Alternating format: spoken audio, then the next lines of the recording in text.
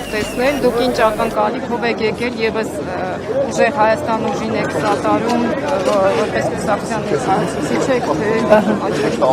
Չէ, ես որպես հայուհի, որպես Հայաստանի քաղաքացի Կարինե Նալչաջյան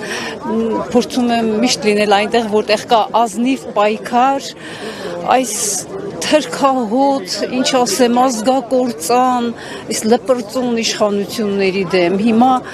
ես համոզված եմ, որ մեր ժողովուրդը,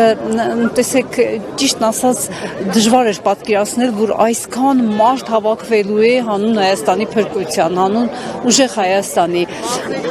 Մարզը ես տեսնում եմ, գիտեք, ոգևորություն կա մարդկանց մեջ, կա ոգևորություն,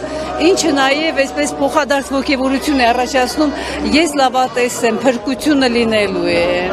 Ընտրություններով կարծում եք, որ հնարավոր կլինի։ Գիտեք ինչ, եկեք բանջանենք իրականությունից շատ չհեռանանք, բայց ընտրություններով այո հնարավոր է։ Մարդիկ պիտի հավատան, այսօր ես տեսնում եմ, գիտեք, այսպես թույլ կողմը մեր այն է, որ մարդիկ մտածում են, որ իրենց մի ձայնը ինչ է փոխելու։ Եկեք մարդկանց մենք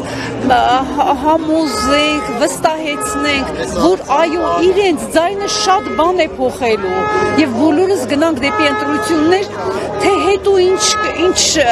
կլինի, թե հետո մեզնից ինչ կպահանջվի, դա արդեն կերևա, համենայն դեպս ընտրություններին պետք է մասնակցել միակ հիմնական նպատակով հեռացնել այս իշխանություններին, հետո մենք ունենք ճանապարհներ, կգնանք այդ ճանապարհներով։ Հանրային հոգեբանական տրամադրվածությունը ինչպիսին է, իշխանությունները այլևս աջակցություն չունեն, որտեղ իրենք ասում են, որ բավականին մեծ քանակությամբ քաղաքացիներ սպասում են, որ իրենց են ընտրելու։ Գիտեք ինչ, իրենք իհարկե հասկանում են իրականությունը, բայց դա, գիտեք, հոգեբանական պատերազմի այդ օպերացիաներից մեկն է, որ դու գիտես իրականությունը, բայց համոզված ներկայացնում ես, որ դու ուժեղ ես, դու կարող ես, դա որոշակի ազդեցություն թողնում է մարդկանց վրա,